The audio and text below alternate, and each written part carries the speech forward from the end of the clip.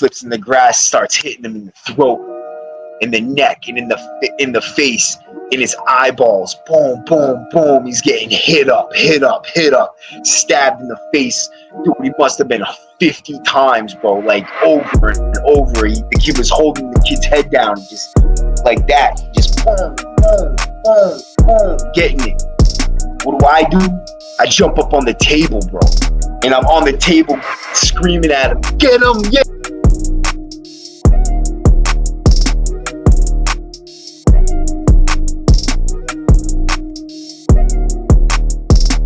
Yeah, so I just got done watching my TV here.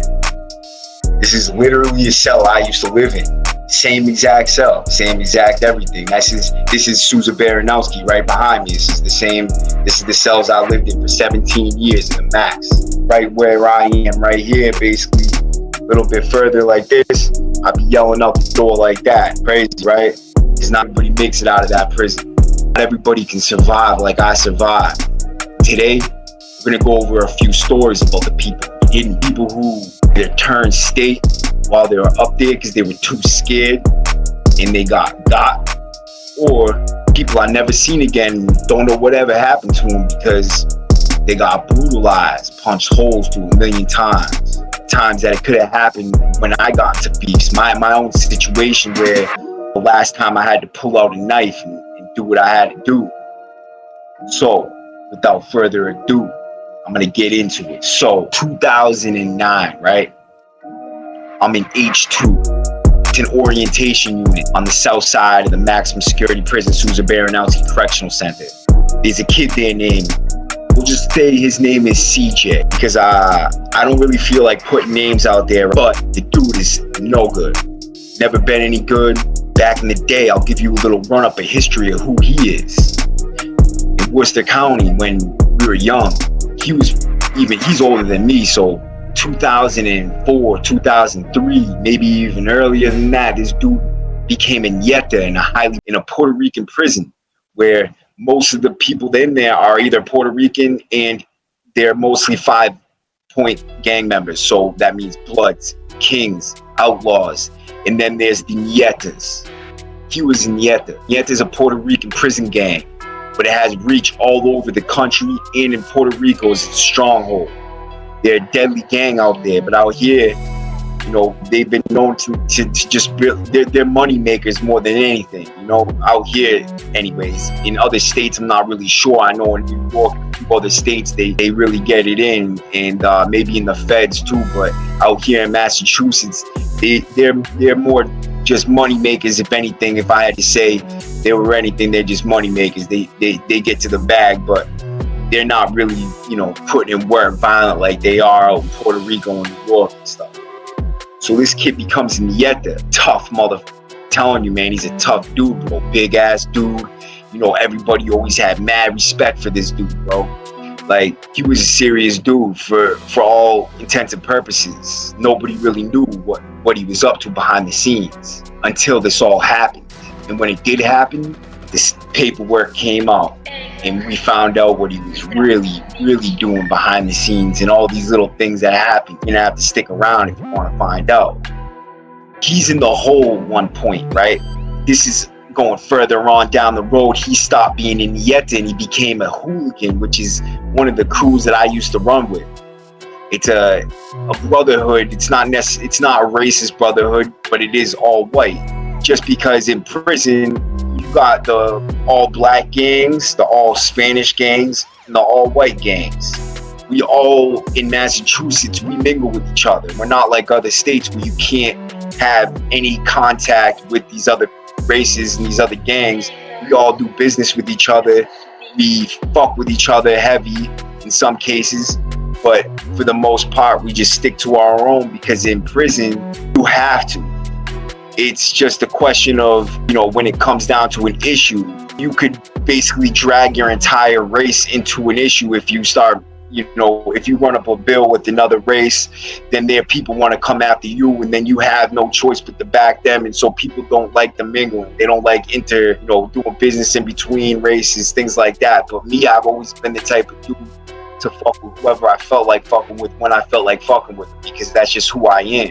And I've never been one to take orders from anybody. I've never been one to, kowtow to anybody. I've always tried to be a trendsetter, not, following trends and doing what other people like just because they like it. That's just how I am, how I've always been. And when it comes to steel, when it comes to that violence, you got to do it all on your own. So you might as well do whatever you feel like is right at the time, and whatever you feel in your heart is the right thing to do. Because when you have to put in that work to back that up, you better believe in that shit. If you don't believe in yourself and you don't believe in what you're doing, it's gonna be a half-hearted fight. So I've always been 2 feet into everything I do, because I know I have to believe in myself in order to, if I'm gonna end up fighting for my life, I want to be able to know that when I'm fighting, I'm doing it for the right cause. Which is why I always make sure that the people I surround myself with are good people, bro. They're not rats, they're not snitches, they're not skinners. They're solid dudes that are gonna have your back no matter what. But it's not just solid dudes that I fuck with. You gotta have a certain set of character traits, which is a strong sense of loyalty. You gotta be an independent type of dude like myself. I gotta see that you got the balls of steel. You're brave, bro. Like, you're a serious dude, bro. And you can tell the serious dudes from the rest. Like, when you're around me, I'm a serious dude, because I show no fear when it comes to, this guy's real big or this guy's real small. I am even across the board. I don't pick and choose my battles. If you do something stupid, it doesn't matter if you're Charlie Green Giant or if you're fucking, it does matter if you're a weak ass dude, bro, and I'm not gonna beat up somebody or stab somebody who is not built like that, because that's just bully shit, bro. I'm not really like that. I have been like that in the past where it's like people deserve it, but for the most part, I'm not trying to bully dudes or fight with somebody who's not gonna be fighting me back. Because the violence, I thrived off the violence, bro. I thrived off that feeling of power, bro, that you get from after you win a fight with somebody that's got respect, and that somebody that's like that, living that life. That feeling you get, that, you could bang on your chest, bro. You know what I mean? That type of feeling right there, bro, that's what I lived for. Man, this dude CJ, bro, right? He's in the box, bro, right? He takes one of my friend's sneakers through the trap. He has one of the runners walk down the tier, grab his sneakers, and say, act like he was gonna buy them. But instead of buying them, this clown ass dude took the sneakers and held them in his cell and stole them. That's the type of dude he really is, bro. He showed his true colors there. So when he hit the block in the max, right, he was in H2. We were all up there together and we were drinking that night. I had drank a little too much, and they locked me in because I got into an argument with the cops, and my boy got lugged for smacking one of the cops on the tier and shit, right? And we had strong-armed this dude for all his clonopins and stuff that night, bro. We went around taking people's badges and just going wild, bro. We was just going in, and it was like the Wild Wild West up there at the time, bro. The Max had just, combined with Walpole and Sousa Baranowski. So they put everybody from the old pole into the Sousa Baranowski Correctional Center when they double bunked it. So you had a mixture of so many different types of people, all young gunners ready to, stab something up if they felt like it. So everybody was strapped up at the time. I got locked in my cell. When I was in my cell, I'm standing at the door talking to one of my boys, and I heard feet squeaking, and everybody who's been in prison knows that sound, bro. Just the feet squeaking. I look out the crack of my door, and I'm looking down the tier at the feet squeaking, right? And I see two of my friends, going from each side, hitting this kid. Boom, boom, boom. Now I see the knife going in the back, out the front. This kid was getting laced the fuck up, bro. There was no holding back on this one, bro. Going in the back, out the front, out in the front, out the back. His neck, his balls, everything, bro. They swarmed him. Two of my good friends, bro, got this kid who was technically a friend of mine, bro. And the scary thing is that if I was out, I would have jumped in to help him against my two who became brothers to me. But at the time, they weren't really, I didn't really know him like that. I just knew the kid who got stabbed. who I considered a friend, and I didn't know nothing about what he was doing behind the scenes. So I would have had his back in a heartbeat. I would have been out there in the middle of those knives, dude, taking knives for this dude, right? And I was young, but this was a learning lesson for me because I didn't know what he was up to, man. And it's always good to know who you're around, which is why paperwork is so important nowadays, to find out who's really solid and who really isn't solid like that. Because you could be hanging around with somebody and little do you know, bro, he put somebody in prison for life. Or he's telling on the moves on the block, you know, getting ready to the competition. If he's bringing in packages and getting caught and he thinks, oh, I'm just going to, you know, I'm not at the same time, I'm going to get rid of my competition. I'm also going to ensure that I can continue to do this, you know, weasel moves, bro. And I hate people that can't, you know, I hate that shit. That is the worst type of human being, bro. A thief and a snitch, bro. Also, you know, pedophiles, obviously, right? This dude, right? He gets to the front of the block while they're swarming him, boom, boom, boom, hitting him up. He had stopped at one point and threw a fucking wild punch at one of my boys, or one of the kids who was stabbing him, and hit him. But then he just dropped his hands because I think at that point he had already been mortally wounded and his blood was pumping out of him and he was getting weaker by the second. So the cops opened up the door at the beginning of the block to let him out. But the two assailants followed him right out the door. Boom, they get him in the hallway, bro, and you can just see the kid drop. Boom, like a sack of potatoes. Both of the kids were on him, stabbing him. Hit him in the balls. Hit him in his balls. When I seen the pictures of these stab wounds, bro, right? The knife went through his balls, into his leg, and into his carotid artery, I believe it was. And dude, this kid was gone, dude. Like, he was gone. He was dead right there in the hallway. They killed his ass. Next thing you know, I see one of the kids who was stabbing him by through the door, like he was just lifted off his feet. Hit the ground, squeaked, his skin squeaked against the floor a little bit, bounced back up, ran back out, started stabbing him again. Well, they couldn't get these kids off him, right? They were trying. They had murder on the mind that day. What's funny is when that kid woke up that morning, I guarantee you the last thing he thought was that at the end of the day, I'm gonna be killed. So it can happen to anybody. This kid was a big, tough dude with a reputation for being violent, but he got dead. But you know what they did? Life flighted his ass out of there. But before they did, these nurses up there are professionals at saving lives, right? Those nurses in the max, God bless their souls, they can save lives, bro. Like, I have never seen anything like it. I've seen people get their throats slit from ear to ear, and they saved their lives somehow, bro. There would be so many more murders coming out of that max if these nurses and the people up there didn't know what they were doing. And you know what their main tool is? Their main tool in saving lives is tampons. They stuff them things in those bloody pussies that you get from getting stabbed, which is exactly what it looks like, is a big pussy on you, right? From the flat pieces, especially like the big thick flat pieces that you cut off the bunks or off the TV shelves, rather than an ice pick, which is skinny and goes in you, which is what I got stabbed with. Those things will leave a big old pussy. And so what happened was they took that man in a helicopter, flew him out to Boston Medical Center and saved his life.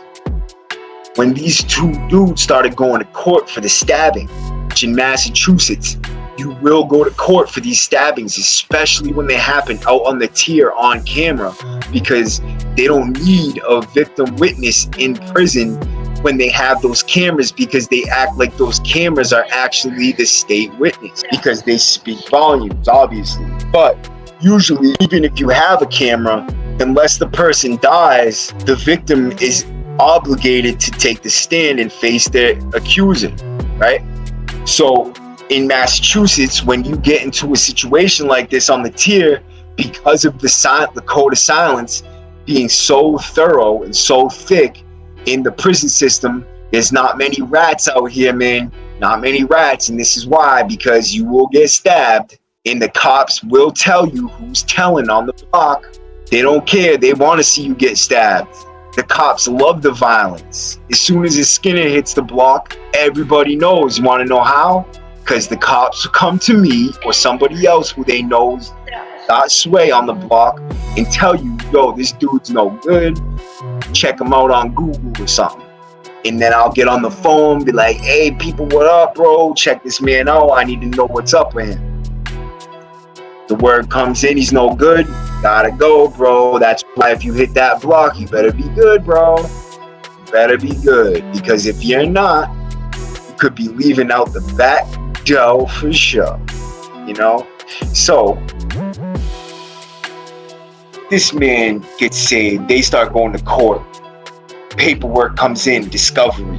Tell me this man hasn't been telling for freaking years on the crew. He's been dropping notes since Worcester County talking about who has tattoo guns, right? Petty ass things like that, bro, right? So he got stabbed over the sneakers that he stole from my man, who's now doing 20 years in the feds for bank robberies, armed bank robberies. This dude he stole his sneakers from is a series, and you never know. That's another thing. He thought that this kid was just a young kid in prison, was a nobody because he has a baby face. But little did he know, this dude he took them sneakers from is probably one of the most serious dudes that you'll ever meet in the joint, bro, or on the streets. Certified motherfucker right there, bro. He will take your head off. He's just got a baby face, bro, like me, right? You think that I'm sweet and kind and gentle, right? Which I am now. I am sweet, kind, and gentle at this point in my life, but back in the day, bro, I was a straight up maniac, bro, and I would take your head off. I would smash your teeth in, bro. My favorite slogan was, I will smash your fucking teeth in, bitch. And then I'd smash your teeth in, because I wasn't just about talking. I was about that walk. About that action, bro, and I stayed active my entire sentence. There was not 1 month, 1 week, 1 day that went by that I was not involved in the bullshit. I was a main key of the bullshit, bro. Always pushing it too. Always wanting to see some more stupid shit go on, because that's just what everybody wants, is recreation. They want to see the violence. So that's story number 1, right? The dude gets his paperwork in. He's been telling no good for years, bro. And when right before that happened, I guess he was writing letters to the IPs talking about, you guys got to get me off of this block. I have problems with the people on the back of my neck because I stole this dude's sneakers back in the day, and I guess he's one of them, right? Oh, didn't know that, did you now? You thought you were just gonna bully some little baby-faced kid, did you? No. Doesn't happen like that around here, because us white folks, we do have baby faces, but we are a serious threat. When it comes to the violence, bro, we are known to get it in. And when the white dudes get drunk on the block, everybody goes running. People are locking in. Close door, close doors, close door, close the door. Everybody's locking in. You want to know why? Because when the white guys are drunk, violence is bound to take place. Every single time we are getting drunk in mass, there's big brawls, stabbings, fights, and it is not good for anybody but us. We are the only ones who enjoy it, and that's why they call us the crazy white boys. But no, not the gang crazy white boys, but just crazy white boys, right, in general. But these are my favorite types of stories, guys. I'm sorry, I love this shit, right? So my story number 2, right? My man Buddha out in the yard. Now there's a few Buddhas, so that's why I'm saying his name, because you just can't know which one it is. He's my guy, bro, right? So we're out in the yard. It's 2 Bloods versus 2 GDs. The Bloods come out, and one of the GD kids is known to be a rat. So the Blood dude sicks these two of his guys on, says, you know what, break off. We'll take care of that dudes, bro. Get that kid out of here, right? Boom, they break off the pack. There's a whole squad of them on the basketball court. The 2 Bloods break off, and they start tracking these dudes down. Now the other 2 dudes who seen them tracking them down stopped, and they actually turned around. One of them pulled out a banger. The Asian kid pulled out a banger, and the other kid was a black kid that was with him. And then the Bloods was 1 black, 1 white, right? There can be white Bloods out here in Massachusetts. That's another thing, is that we got all different races inside our gangs. Like, because of the way we grow up out in the streets, we're mixed in with all these different peoples, and when we go to prison, we don't act fake like the rest of the world. Like, could be out in California, there's a lot of white dudes that fuck with the Mexicans and stuff like that. They go to prison and they forget all about it. Out here, bro, we keep our friends close, bro, and our enemies even closer. We get out here, right? They get out in the yard, they're following these two dudes, bro. The dude turns around, whips out a knife with both of the blood kids had knives. One of them was plastic. I think it broke right off the rip though. So the other one is steel, and I think he had it buried in the yard because he went over and grabbed something off the ground. And when they start going at it, bro, both the one with a knife and the one without a knife, they're both fighting the guy without the knife. So two dudes are getting the shit end of the stick, but you know it's a good fight. Both of them are getting it back. They're not running away. They're going at them knives, punching, throwing punches, because the first thing that's going to happen is if you run away from a guy with a knife, you're going to get obliterated. The only way to deal with a person that's coming at you with a knife is go straight at him as hard as you possibly can, bro. You cannot back down. You running, you're going to get gunned down. It's not even a question. If you do not fight back, you're going to get hurt very bad. Rather than if you fight back and get hurt, you could protect your life and live. If you don't, you are almost guaranteed to get killed, right? You're gonna get hurt very badly, if not. So my boy gets on top of this kid and he's going at it, dude.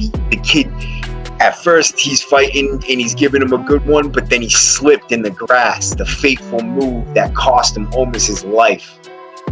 Slips in the grass, the wet grass in the field. The geese go. They start getting away from the fight because the geese run the yard, basically.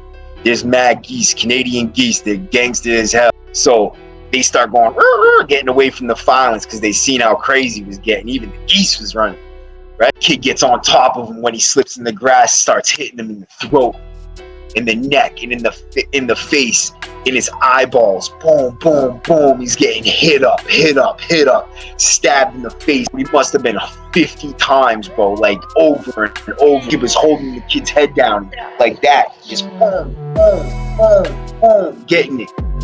What do? I jump up on the table, bro. And I'm on the table screaming at him, get him, yeah, who's the rat now, bitch? I'm going crazy. I love that shit. My boy Mark is like, man, you get off the table, you're gonna get lugged too. And I'm like, fuck that shit. Like, who's the rat now? I don't know what was going through my head when I was a kid, man. I love the violence so much, bro. But this kid's getting hit up, bro, right? It was like a horror movie. When he gets up off the ground to try to run away, his eyes were two black pools of blood, just holes, black pools of blood, no eyeballs left, just pouring down his face, holes on his neck, blood all over him, bro, covered in blood, stab wounds everywhere. Piece of his ear was missing. Man, that shit was vicious, bro, right? So he chases this dude all the way through. Now the cops, right? Let me tell you what the cops do when someone's getting hit up like that in the yard. They stand at the gate entrance with all their buddies until they get like 20, 30 cops in there, right? And they got the shields and the gas, and they wait. They wait for you guys to be done because they're not going to get stabbed. They're not saving you, bro. No one's going to save you, bro. You're on your own. That yard is a death trap. Anybody fighting in the yard, that's gladiator camp right there, bro. That's where true gladiator fights happen. True gladiator fights, bro. I've seen the most vicious fights in that yard, bro. People just get beat on and beat on and beat on and beat on and beat on. You better not lose, bro. That's why you gotta be in the best shape ever. You gotta be the most physically fit. Only the fittest survive, bro, in that yard. Only the fittest survive. Soon as you hit that block, you better start your burpees, your push-ups, your squats, your jump squats, your plyometric workouts, bro. Because when I tell you what, bro, I'm not gonna be the one who dies in that prison talking about my mom's out there on the streets crying because she lost her son, never came home. Not me, bro. Not me. I am going to be a beast. As soon as I hit that fucking yard, bro, I'm hitting the bag every day, bro. So every punch counts. My punches are heavy. When I hit somebody, they're going down. And I'm not just talking that talk, bro. Everybody who knows me, everybody who's in the max with me, everybody who's ever did time with me knows that I'm a hitter, bro. That I will put that work in, bro, and I don't fear anything or anybody, bro. They used to think I was too stupid or crazy to be afraid. Really, it's just this, that I turned off my feelings. I'm not stupid, I'm not crazy, but I just don't have the capacity to care and not be afraid at the same time. So what I did was I stopped caring. I stopped feeling. And it's a dangerous move, that, because I didn't know how to turn it back on when I got out the first time, and that's why I ended back in there for 12 more years. So you have to be very, very careful when it comes to something like that. But anyways, right, so this dude runs away. He's running to the cops. When he gets in, now the other two are still fighting too, going at it. That's a good one too. That's even better fight, because it's an Asian kid, the white kid's getting stabbed, but the Asian kid's fucking fighting his ass off, bro. He's fucking stabbing him, and dude's fighting back, and it's a good one, man. Really good one. I turned around to watch that for a second. They run into the cops, right? So the victim, the kid who was getting stabbed, ran into the cops, and the white kid with the knife came flying through and hooked off. The white kid that didn't have a knife. So the Asian kid, the kid with the knife, was actually trying to get refuge in with the cops, because the white kid was coming some fury. He was coming at him with some fury, bro. Like lighting this kid up, dude. It didn't matter if he had a knife or not. He was lighting him up. And I think the more he got stabbed, the more mad he became, and the worse it became for the Asian kid. So the Asian kid goes into the cops to get some refuge, and the white kid comes flying through and smashes one of the cops to get at him. So the cops, they take the two victims and they huddle around them, and they back up out of the yard with their shields and shit like that, and leave the two guys who were not the victims out there in the yard. And these two are on the opposite team, so they start meat mugging, and it looks like it's about to go at it. So then the cops flood the yard, and they grabbed one of them and pulled them off. They grabbed the other one and pulled them off, and now everybody else, we're all out there just standing on the tables and cheering, yeah, because you want to know why? It's like the Coliseum up in that bitch. So let me tell you about this story with me real quick, because I know we're getting a little bit into it, and I don't want to hold you guys for too long, bro, right? So I'm playing poker one night. I don't know what happened, what got it into my brain, but this kid who was running the table, bro, let's just call him Sliving for fuck's sake, because that's what we called him, Sliving, for a good reason. Now, mind you, I do like the kid now. I don't have anything against him, and he got hit off for 5 years for bringing a package in through the court.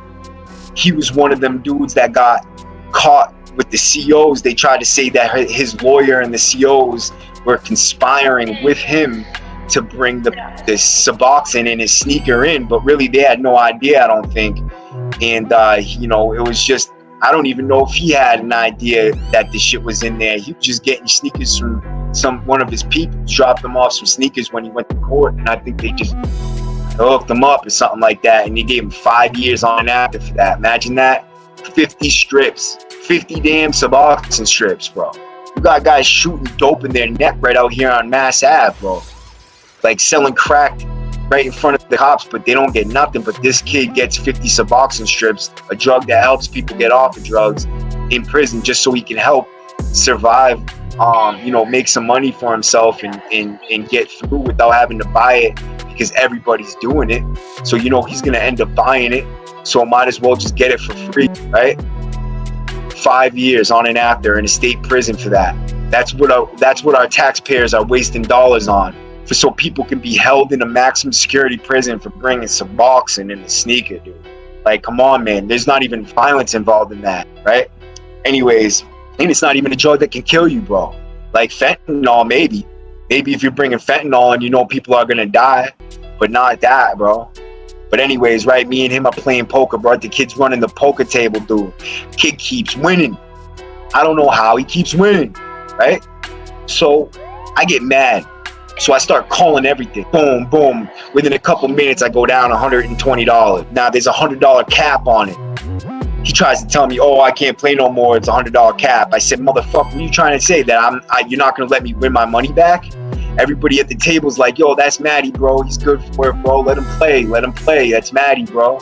And the kid's like, oh, all right, man, all right. So I lose again and again, right? So I'm like, you know what, man, I'm out. 5 minutes, they call 5 minutes at the end of rec. I'm like, fucking motherfucker, right? I called it. I'm like, all right, you know what? I'll just send you half the money right now and we'll call it even. He said, it's not even gonna be that bad. He's like, I'll talk to you tomorrow. So I'm like, all right, cool. He's gonna cut me a deal, right? Tomorrow comes around, bro. He comes down. He's like, yo, talk to your boy, see if you can get him to squash my bill. And because my boy had been cracking him, I guess. I'm not that good at poker, so I didn't crack him. But my boy's good, and he's been playing forever. He's a lifer, and he was cracking.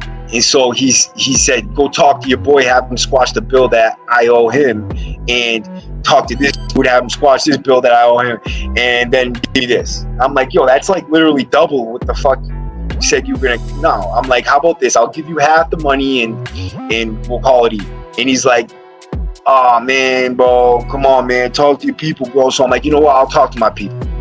So I knew I wasn't gonna talk to him, but I did. I brought it up to my boy, and he was like, yo, Matty, bro, this dude got me a few times. I don't want to squash nothing.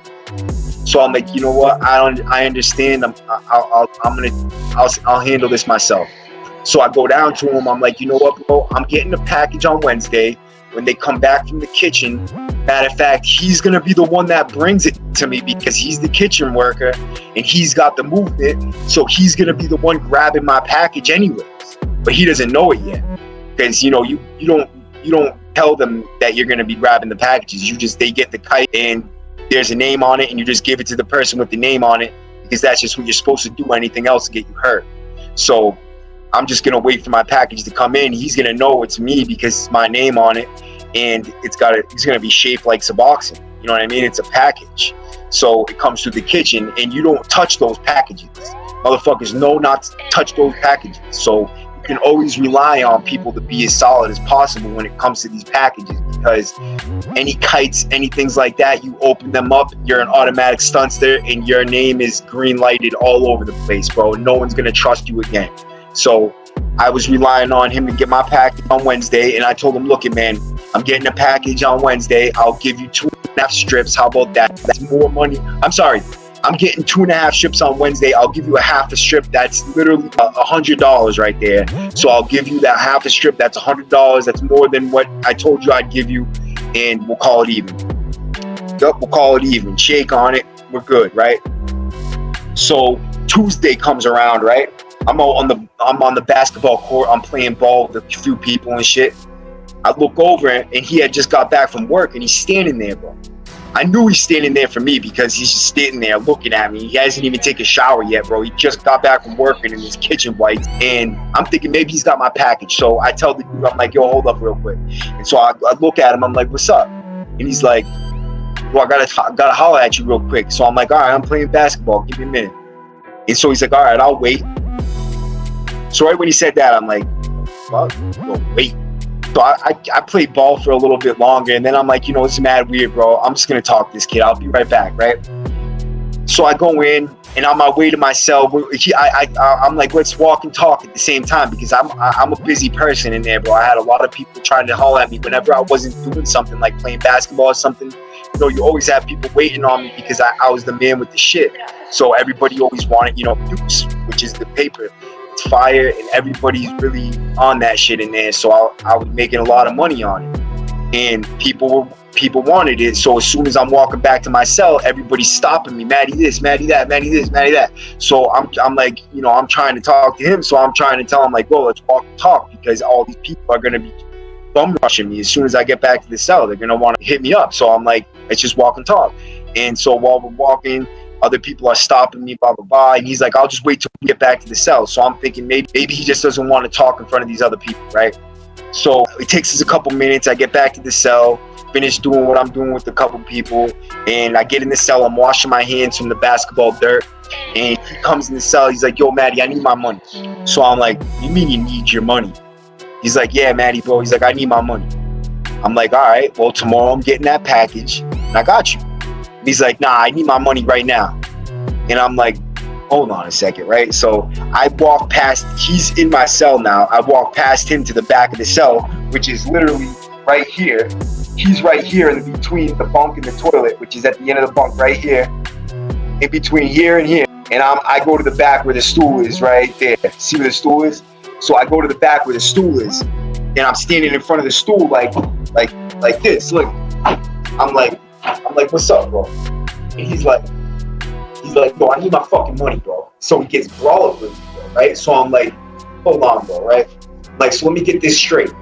You're not gonna give me the deal that you said you're gonna give me in the first place, bro, right? When we shook hands on, right?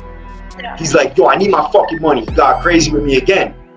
So I said, I'm gonna ask you one more time. So you're not giving me the deal you shook my hand and said you were gonna give it to me, right? He's like, man, I need my fucking money, right? So I'm like, okay, yeah, you ain't getting paid shit. And he's like, what? I'm like, yeah, you ain't getting paid nothing, bro. He's like, I'll fight. So I'm like, oh yeah? Boom, rock the dude, right? We start going at it, dude. We're fighting, boom, boom, boom. I got him by his fucking dumbass hair and I'm hitting him. He's like, yo, you're gonna grab me by my hair? That ain't gangster. I'm like, you dumb motherfucker, bro. I'm beating the crap out of this dude. Boom, boom, boom, right? I got him in between the okay, it's on this side. The stool, see the right here, the bunk and the stool. I got him in between right here, and I got him stuffed underneath the bed basically, and I'm just beating the shit out of him, right? But he keeps getting up and trying to jump on my back. So I took him and I flipped him and I got him right here and where the desk is, where the TV is, right here in the corner, right there. He had me kind of pinned up against the TV stand, right? And my back's against it like this, right? My back's against it like that. And he's right here on my chest, but I'm holding him like this. So I reach into my pocket and I had a banger in my pocket. So I grab my banger out and I'm fumbling for it, trying to get it while he's trying to wiggle around and shit. And now I look up and the whole block's looking at me, dude, right? The whole block's watching. And my boy sees and runs in, right? Starts kneeing the kid's head, dude. Now that's a no-no. You're not supposed to jump another race because the kid's not white. He's different race, right? I'm not gonna get into that. But dude, I tell him, yo, stop, right? Dude, the whole block's watching us do this, dude, right? And I'm like, oh, here's trouble right now, bro. I just had these bloods jump one of their people like 2 days ago for jumping a white dude, bro, right? So now I'm the one involved in it when I was literally the one that forced them to do that. Like, not forced them, but I forced it on them, like, yo, you can't let that happen, you gotta take care of that. And one of their boys, who was a good friend of mine, bro, he was the leader of their dudes, their shot caller, and he had that dude taken out in a vicious way. And I respected that because, you know, he did what he had to do to keep the peace on the block and make sure that his people weren't going against his word and doing something that was, you know, technically not all right when it comes to politics on the block, you know? So he did the right thing, and now I'm involved in something like this. So I tell my boy, I'm like, yo, stop. It was only a few knees and a few punches, but just enough where the whole block, I could see the mood switch. Woo! People just did not like that, and I could tell right away, bro, right away. So I pull my knife out and I put it to the kid's throat, and I tell him, yo, back the fuck up all you. I say, first I was like, you feel that? Feel that, right? He's like, yeah. Now he starts to almost cry. He's like, yo, man, it's no big deal, bro. It's no big deal, bro. And I'm like, yeah, bro. Like, back the fuck up out of my cell real slow, like, before you get punched to 100 holes, right? So he gets to backing out of my cell, and now the whole block is mad about this situation, right? So the next day we set it up where my boy's gonna fight two of his boys, and I'm gonna fight this kid again, right? I don't want this to happen, so I'm telling him, no, I'd rather just get into a brawl. Fuck that, I'm not letting you jump my boy. Right, which is totally against what I just had them do, which is wrong in my, you know, but I didn't want to agree to it because I didn't want to throw my boy under the bus. And I feel like if you got a good friend, you better do everything for that person before you let them get it, because that's just what you're supposed to do. So I didn't see that happen. So yeah, but you know what? He agreed to it. He's like, Maddie, I want this to happen. I want to do this, bro. So we set it up for the next day. But turns out the people that he was supposed to fight didn't want to fight him, and dudes kind of had a healthy respect of us you know, when this happened, we were all posted up in the block with like every single one of us has bangers, bro.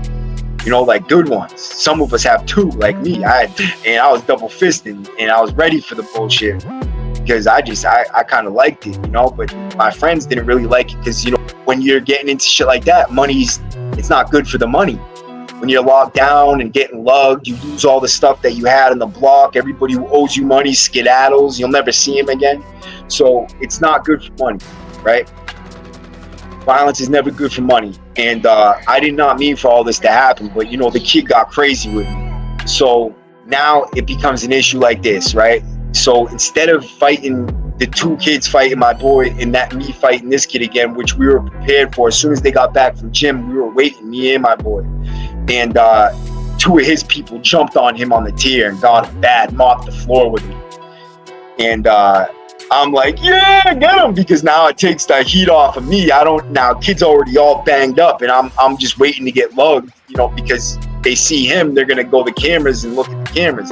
But they didn't see him because he was all patched up and he was in his cell for the most part until this happened with his boys jumped him on the tier real good.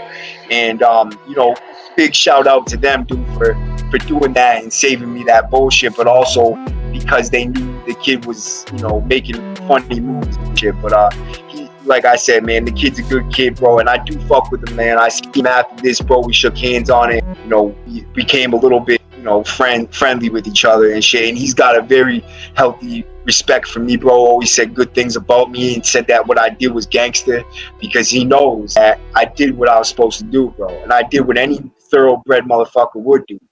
But I'm glad you guys showed up to watch me today, man.